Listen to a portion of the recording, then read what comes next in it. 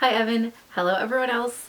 Welcome back to Gaping Chasm. Today I am doing a video that took me a really long time to edit together, and I'm filming this introduction way after I have filmed and edited everything else. And I'm really excited to finally share it with you. Basically, one of my most anticipated books of the year, Crescent City, House of Earth and Blood, released earlier in March 3rd. I have been a big fan of Sarah J. Maas since Throne of Glass came out. Like, I pre-ordered that book before I knew anything about it. I was just like, wow, this sounds so good, and I was right. It was phenomenal. The whole series is phenomenal. Core Thorns and Roses is phenomenal. I'm a big fan, and so of course I've been really excited for Crescent City to release, and I decided to try to record myself reading it and reacting to it in real time, which was a lot more difficult than I thought it would be. Like, going through and editing the video, there was so much footage of me just reading, and it is some of the most boring footage. So I tried to make it entertaining, I tried to make it interesting. I did get a lot of my actual reactions, especially towards the end of the book, which were really cool to have captured and to share with you. The other thing that's really difficult about recording live reading is that I can't show you guys everything that was happening because it was on the page.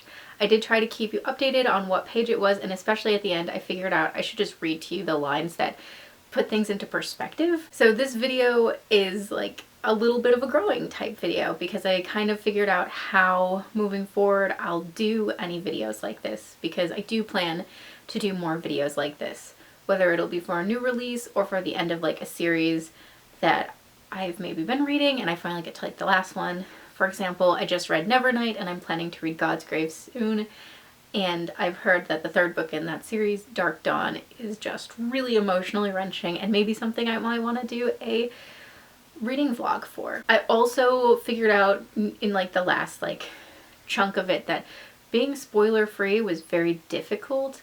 So while I do for the majority of the video maintain a spoiler-free approach, at the very end I just kind of say whatever, all the spoilers is fine. So do be wary about that if you haven't read the book yet, or if you're planning to read the book. And I do strongly recommend reading the book. This isn't a proper review or anything, but this was one of my favorite reads so far this year, hands down, and I cannot wait for more in this series. And as a little addendum, I do now have a couple different editions that I want to show you. I mean, this book is just gorgeous, so it's really easy to want to brag about and show off the book. So this is the just regular American edition, which is stunning on its own and has the beautiful end pages and everything. But I did manage to get the Waterstones exclusive, so it's got the gorgeous red. It's a very vibrant red. I don't even think it shows up quite as well in the camera, but it's stunning. And it's pretty much the same thing, and pages and everything. So, it's not that different. Naked, it looks like this. Another copy that is arriving is the UK tour edition. They had to cancel the tour, so I was able to actually order it and have it shipped to my house, and I'm really excited about that. And if you're like me and you love books and you love geeking out about books, do go follow me on my Instagram. I will link it down below. It is Gaping Chasm, with chasm spelled C-H-A-S-A-M, because I wanted to put my name in there. It's mostly book photography. Maybe someday other stuff will show up on there, but that's what I like doing right now. So yeah, I hope you enjoy this reading vlog. I hope you find it entertaining. If there's anything you think would be helpful in a future reading vlog, don't hesitate to let me know down in the comments. Okay, so I'm in my car, technically at the parking lot of work, but I didn't work today. But I wanted to go pick up Crescent City, and it is finally in my possession, and it's beautiful. It is, I don't want to accidentally spoil it, 799 pages, so it's a honker. On the way here, I took an unconventional route. It was really nice. I enjoyed the drive a lot, but I think I'm just gonna go the regular way home. Then I will do a bit of reading. So yeah, exciting. I just fiddled with focusing this, so I hope it's working. So I'm about to start Crescent City. And I want to do some like initial impressions and stuff. I know really minimal about this story. I wanted to go in as clean slate as possible, but I think because of that, I'm terrified to start this book.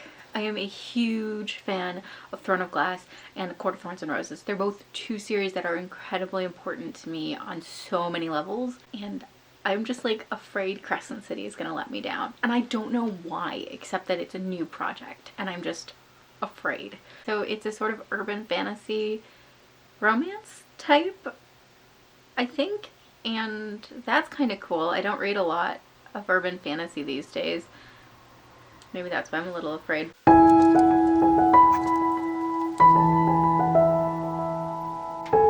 Okay, I'm just gonna say, just this like little like the map and then the Four Houses of Midgard like explanation has me really excited because I don't know, this seems like a lot richer with things than I thought it was going to be.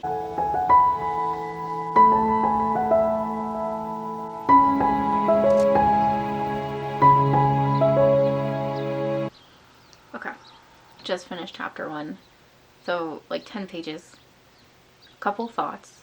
There's a lot going on and a lot of name dropping and location dropping, which I don't have a problem with. I think that's fine, especially for fantasy and urban fantasy, if you want to cover a lot of ground quickly. And I can follow most of it. It's not as strong a beginning. I don't want to like compare it to the other A Court of Thorns and Roses and Throne of Glass the entire time I'm reading this book, but it's not as strong a beginning as the other two have. I guess is all I want to say there. I'm gonna be real. This is the kind of beginning to a book that I really dislike. Not because of the info dumping, but because the two characters interacting, they're supposed to have like a deep connection to each other, but as the reader, we don't see that yet.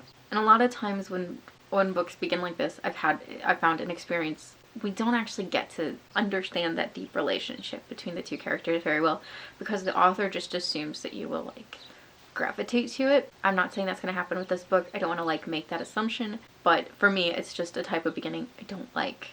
I prefer quiet internal beginnings or something that is so much is happening so quickly and you're so lost, but it really hinges on the one character.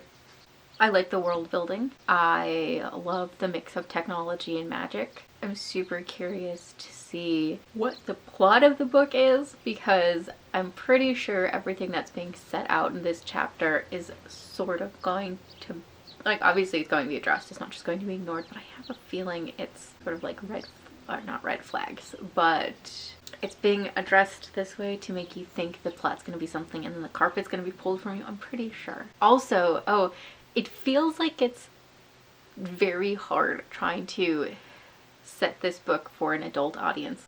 Kind of like how now with COPPA's rules, a lot of YouTubers are like, we're not children friendly, like in like the first 5 minutes of their videos.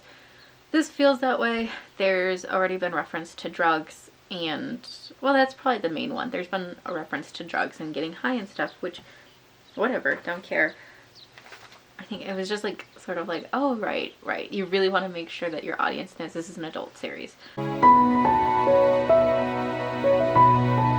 Before I go further, I am hoping for a lot of more queer representation in this one. So, fingers crossed.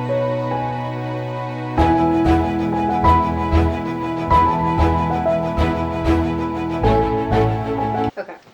I know I just said that I feel like a lot of times when it starts off with like two characters that know each other really well, a lot of times we don't get that depth. Chapter 2, I'm already starting to kind of feel the connection there. I think chapter 1 was just a little messy because it was the beginning, but I actually really like Danica and Bryce and their relationship. I think it's pretty cool. Okay, I'm on page like 87. Shit has gone down. Enjoying it a lot more now that like a thing has happened, and Rune Danan has been around for like 4 paragraphs and I already love him so much, so very much.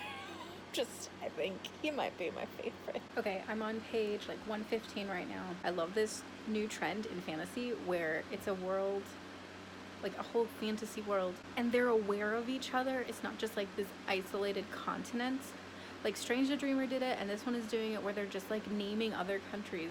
And I'm like, yes, let's continue this trope. because the world we live in is like in real world is like that, so why can't fantasy? Okay, hello, welcome to day 2. I've done a bit of reading since I last recorded because the battery died and it takes a while for its battery to charge. I'm now almost on page 200, so I'm at the beginning of chapter 17, which is not far at all in this honk of a text. I guess I don't have that many thoughts. I thought I would have more thoughts at this point. I'm enjoying it and it's exciting to return to, but it's not something that I'm actively upset when I'm away from, or I'm not actively thinking about the book when I'm away from it. I will say, positive, I love the world building. I really love how in-depth the history of this world is and how things can feel recent and relevant to the text at hand, but you know, like it happened in the history of the world. For example, the sprites being punished for their part in the fall, these terms, I'm sorry, and being declared lowers. I think that whole thing is really interesting because it doesn't directly affect Bryce, our main character. You know, it doesn't really change her life, but it's this really rich, like, understory to the text, and I think there's a lot of that going on that's just really cool, really well thought out, and just reminds me again that Sarah J. Maas is one of my favorite world crafters. I think she just does a phenomenal job. Something that's not like a positive or a negative that I've noticed is that there's a lot of her regular tropes are showing up. I will say it feels a little bit like she's trying to break the mold of her own writing. Here's a small complaint. When the term alpha hole first is used, I'm like, yes, what a great term, I love it. And now it's like used on like I feel like once a chapter at least, and I'm like, okay, I get it, but do we need to keep saying it? The word was really neat and cool, and now it's just like washed out and almost getting meaningless. I do like Bryce. She's pretty cool. I love being able to flip back to the map, and this one is super informative.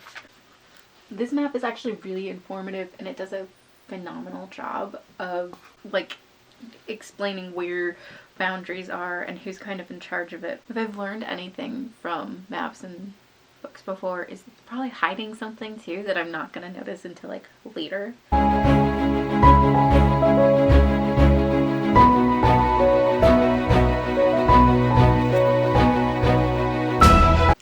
Oh, okay. Can I just say, I think I talked about how I love when fantasy worlds are aware of like other continents and stuff. I extrapolating in that, I also love when they're aware of like a larger solar system and there's acknowledgement of 7 planets. I doubt they're inhabited, but I love that kind of stuff because there's so many fantasy stories where it's just like so isolated. I love these big worlds, even if we don't get to explore them. Ooh. Ooh. I do love Bryce. I'm gonna say that. I love Bryce. I also mentioned that I love Rune. I love Isaiah as well. I like Hunt, he's okay. I don't feel like I know much about anyone else. I like Jezebel, she's fun. I like Lily. I am not gonna try to pronounce her full name because it's hard. The fire sprite, she's great. Syrinx is great. Danica's pretty cool. I feel like I don't know much about Juniper or Fury, which is weird. In the early chapters it seemed they were being set up to be a lot more prominent, so maybe they come in later in the story, but at this point they're just not really around.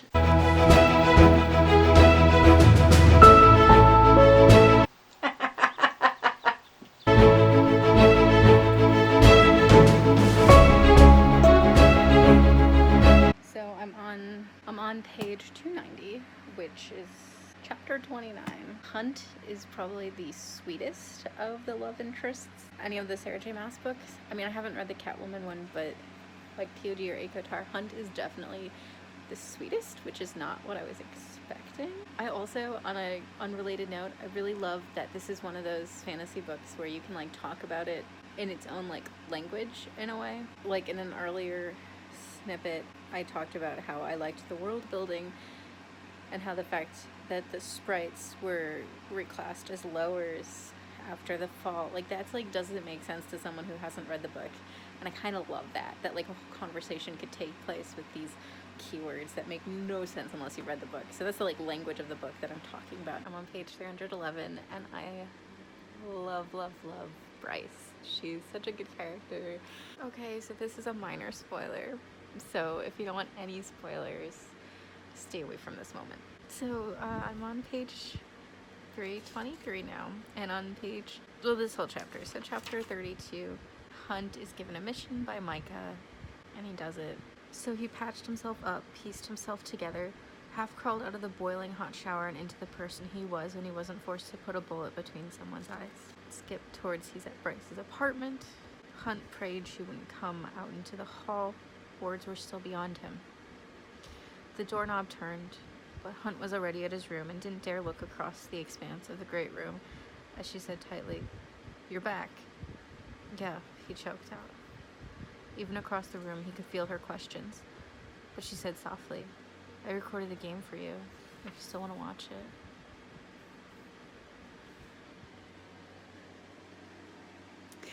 I'm just really emotional over the fact that she recorded the game for him.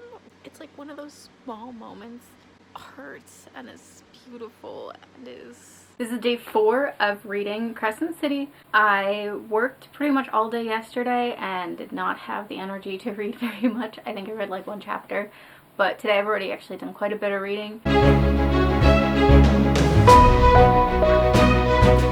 Hunt is so soft. I just have to share. He's so soft. You just missed my reaction. Holy, it's fine. Let's just say page 438. Something happened. Almost something else happened, but something happened. I could be wrong, but the term Mithridite sounds familiar. I haven't done that much recording lately of the reading, but just finished chapter 44. Emotional and hard-hitting reading. And I think that's the chapter that's like securing this for me as just a really, really good book. Page 451. I knew it. I knew it. I knew it. I knew it. I guessed it and I knew it. I knew it, but also now I don't know what could possibly happen next. Like, a lot has happened in like the last like 5 chapters, and I have some theories that I don't know if they make sense, and I don't want to say because I don't want to risk spoiling, but there's a decision that a certain character made that feels very much like they're trying to cover something up, and if they are, I don't know what their motivation would be. I'm on chapter 50 now. Oh my god. I've worked for the emotion a little bit. That was chapter 54. There's just something really beautiful about the scene at the end of 54. It's a scene where one character is seen by another character and is accepted for everything and is reassured that they are a good person. It's very moving and it's very beautiful, and it might be one of my favorite things that I've read. Like, that particular scene might be one of my favorite things that I've ever read. I'm just gonna be real. Okay, this is like day 5 of reading. I woke up, like, I look like I just woke up because I did just wake up, but I wanted to read a little bit before I had to actually get ready for the day. And I just finished chapter 60. I really do love this book and these characters. I think it's the characters that are like doing it for me, especially Hunt and Bryce. I love that they're like emotional mirrors. Okay, again, I'm trying really hard not to spoil, but I'm pretty sure I know who this Medwitch actually is. Okay, page 574, and I'm not prepared. I'm not prepared for what might happen. I'm not prepared. Okay, I'm on page 601, and I don't know what the F is happening. This is a plot twist I didn't see coming. So I just finished part 3. I'm not sure what's gonna happen next, or what is the truth, and like 200 pages left. Okay, it's Sunday. I plan on finishing the book today. I literally just, well, I was at work and then I got lunch, and while I was eating, I read a chapter, and oh my god, things are happening and I'm so excited. My one coworker actually just finished it as well, and she's like, things are gonna get crazy, and oh my god, was she right. So I'm literally gonna go home and probably spend the rest of the day reading, because I'm ready to just drown in this book, and I'm definitely gonna finish it today. I have like 150, 200 pages left, so not much at all. I have just shy of 100 pages left, and I am pretty sure I'm not prepared for anything that is going to happen. So hopefully I'll actually be able to capture those reactions. It is a freshly charged battery, so we're going to hope that the battery actually lasts. I am on chapter 78. Wait! Wait! There's a book in here that's in Throne of Glass! Wait! Spoilery. From this point on, just assume all the way to the end is spoilery. Watch at your own risk. Yeah, so, okay, The Walking Dead, the book The Walking Dead, that is in Throne of Glass, that Selena finds at the library in the castle in book 1, and is that where she starts finding word mark? I don't remember, it doesn't matter. That's mentioned in here, and we already knew that, like, this world, and then the world from Core Thorns and Roses, and then the world from Throne of Glass are all connected through, like, portals. Like, we knew that because at the end of Kingdom of Ash, we actually get to see Crescent City. I'm not sure if we see Hunt or Bryce, but we also see Rhysand and Feyre. Okay, so there's also spoilers for Kingdom Ash in here. But we have more confirmation now because The Walking Dead, which I always think is hilarious because the show and the comics, but it's not that, shows up in here. It's mentioned. I'm freaking out about it. I don't know if any of the other books on the Divine Number, the Book of Breathings, or the Queen with Many Faces, I don't know if they show up in other books. I don't remember. My bad if they do. But here's a theory. Are the tattoo on Bryce's back, is that done in like word marks? Weird marks? However you pronounce it? Also, I have to share this theory that I've been sitting on. So, I mean, maybe this synth has something to do with it, but that doesn't make sense to me. Maybe it is. But I think that unlocking the horn, the prophecy said, or whatever, said, a light without light, that is not light, magic, that is not magic. And I don't know, that sounds to me like first light. That sounds like Bryce has to take the drop, and then the horn is fixed. So we'll see. Page 695. It's her ordeal, Flynn murmured. This is her ordeal. I'm really glad Syrinx is alive. He better not die in, like, another scene.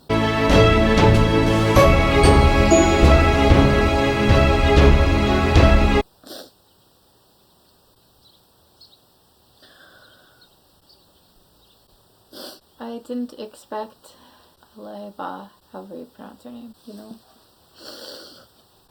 I forgot that Bryce put the antidote up there. Oh my god.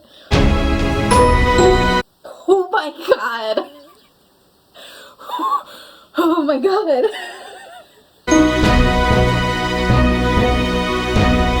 Oh my goodness. Bryce knows how to get revenge. This is like amazing. Very Quentin Tarantino. No one, not even Sandriel, spoke a word as Bryce took out the vacuum from the supply closet and erased the last trace of Micah from the world. Page 710. How does it continue from here? Why does that... Oh! No! No! Shit. Oh, I was wondering when the gates would come in handy. Micah hadn't just opened a portal to hell in the Heart Gate. He'd opened one in every gate. Every one of the 7 quartz arches was a doorway to hell.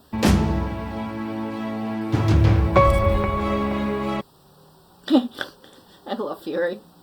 I love the Prime. He's so sweet. The Prime's age-worn eyes blinked unseeingly at the screen. His hand curled on his chest. A wolf. He tapped his heart. Still Bryce fought onward. Page 723. Ethan! Before we go further, I love how Sarah J. Maas writes fight scenes. I've always thought she's one of the best at it, and like battle scenes, and I was not expecting a massive battle in this book, but it seems we're getting it, and I'm really excited. Wait. No, I mean, I know what we're gonna do, but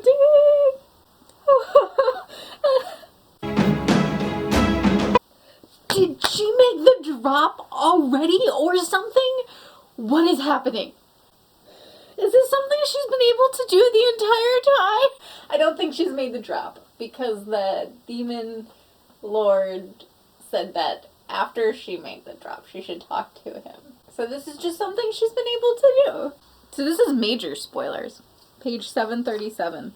I am Bryce Quinlan, she said to the gate, to the void, to all of the hell behind it. Her voice was serene, wise, and laughing. Heir to the starborn fae. The ground slid out from under Hunt as the light between her hands, the stars she'd drawn from her shattered heart, flared as bright as the sun. And then we're getting the flashback, finally, for that moment that's been teased throughout the book where she told Danica to close her eyes.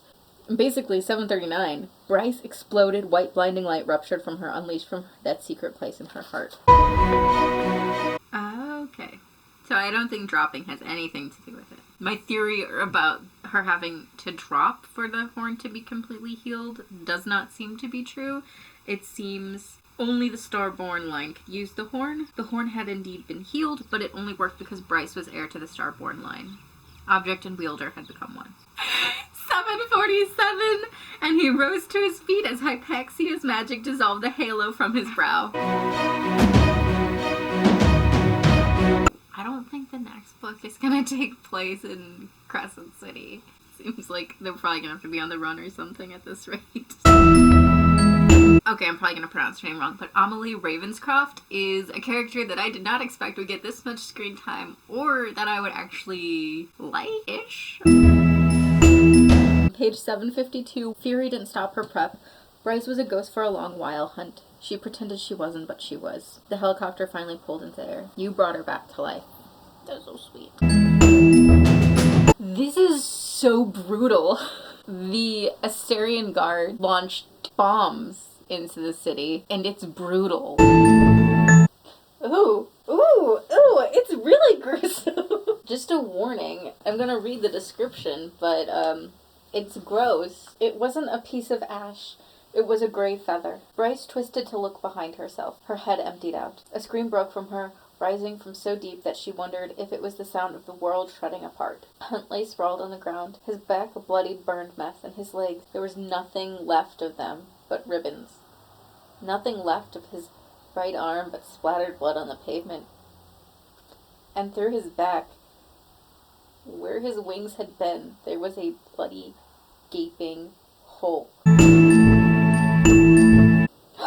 Oh, she's gonna make the drop. What? Page 762. And I need someone on the other end linked to me through that vein, through the gates. She swallowed. I need someone to anchor me so I can make the drop. The first light I'll generate by making the drop will spread from this gate to the others. It'll light up everything, send those demons racing away. It'll heal everything it touches, everyone it touches. I can shut the portals to hell.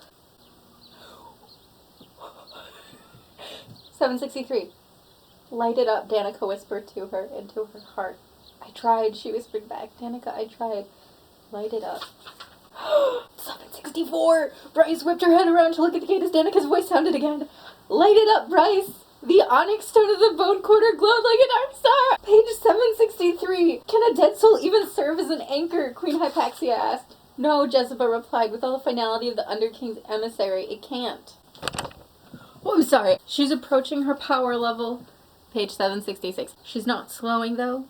She's gaining speed, but she's classified as a low level, Hypaxia said quietly, but the gate is not. I don't think it's a memorial plaque on the gate. The power shall always belong to those who give their lives to the city. Bryce dropped further into power past the normal, respectable levels. Queen Hypaxia said the plaque is a blessing. Oh my god! This was like, the plaque thing was like set up back like in like the first like 5 chapters. It's going to die any minute now, but page 768, her mortal body had died. But I think that's normal for the drop. A clock on the computer showing the Eleusinian system began counting down from a 6-minute marker. The indicator of how long she had to make the search and the ascent, to let her mortal, aging body die, to face what lay within her soul and race back up to life, into her full power, and emerge an immortal. So I think that actually was not as freaky as I just thought it was. However, on that same page, she made the drop alone. Danica Fendir is dead. She's not a true anchor. Bryce has no way back to life. Okay, I'm nearly done. The battery on my camera, say hello, has died. Charging it will take forever. Okay, it's not perfect. It's gonna have to work. It's sitting on the tripod. Oh, okay, page 772. She's talking to, like, Danica's spirit. Bryce's lips trembled. Is Connor with you? Danica. He is, and the rest of the pack. They bought me time with the Reapers to get to the gate. Same page. You're really trying to convince me to make the ascent for a guy. Danica's response. And why is it somehow a mark against your strength to admit that there is someone who happens to be male worth returning to? Ooh. 775. It's not possible. She's alone. Sabine whispered, no, she isn't. The force that was Danica Fendir, the force that had given Bryce the boost upward, faded away into nothing. Declan knew it would never return in this world or on a mist-filled island. I'm just giving her freaking mouth to mouth. I think the big stuff is over. I hope. I don't know if I can take any more.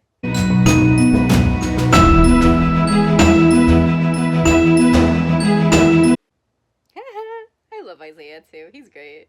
Page 787. I just realized I'm in charge now. That's Isaiah. I love him. I hope we learn a lot more about him because there was some stuff that was hinted at. Namely that he was saving up his wages to free someone else from slavery. And I'm really curious who that someone else is. Okay, things are still happening. 789. Regalus?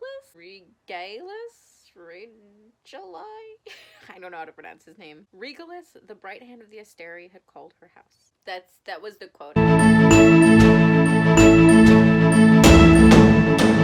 Oh, the Asteri freed Hunt as a favor for Bryce. Oh, maybe the next one will take place in the city. Page 790. What about Micah and Sandriel? Governor Micah went rogue and threatened to destroy innocent citizens of the Empire with his high-handed approach to the rebel conflict. Governor Sandriel got what she deserved in being so lax with her control over her slaves. The Asteri are terrifying. One of the big draws for this book for me is the characters.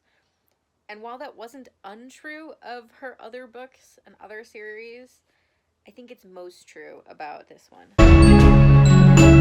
I don't think I've talked about the otters at all, but they are easily the best part of this book. 796. Even the otters had grabbed the smallest of the city's residents and carried them down to the Blue Court. Page 796. Bryce unlocked her phone and read Danica's final happy message one last time.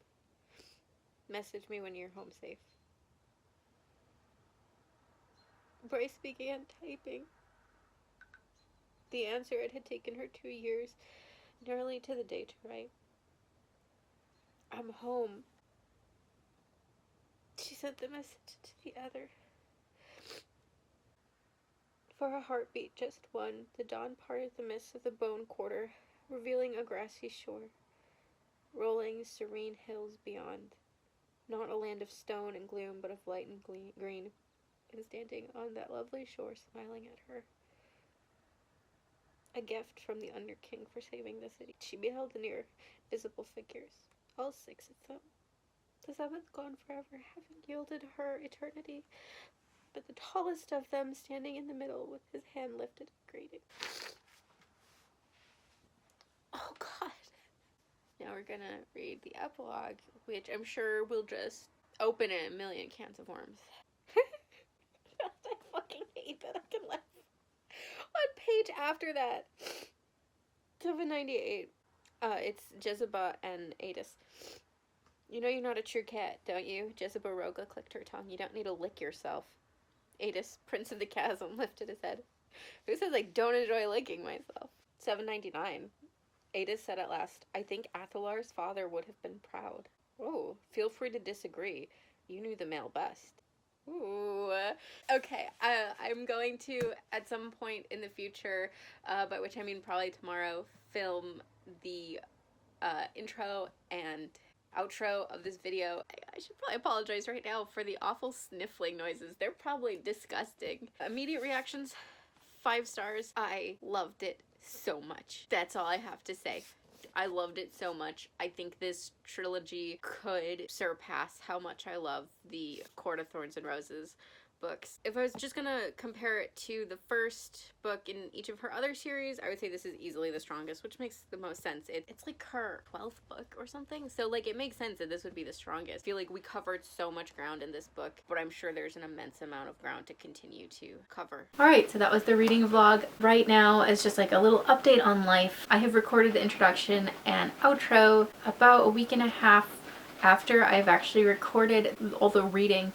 And since then, the COVID-19 situation has gotten very serious. It's led to, you know, cutting down hours and the possibility of losing my job, which is definitely very scary, but also means that I have freed up a lot of time to work on things like YouTube. And that's kind of what I plan to be doing with a lot of my free time. I like doing YouTube videos. I'm really camera shy, so I'm going to try to throw in some stuff that I don't need to use my face for constantly. But I like doing YouTube. I like the creative output, and I think having something business-like that'll keep my mind off of everything else that is happening right now is what I really need. So again, another one of my creative outputs is going to be my Instagram, which is mostly book photography. Again, link down below.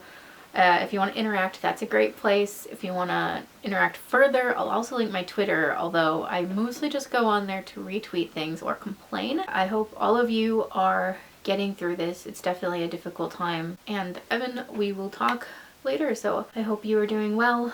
Have a good day, guys. Bye.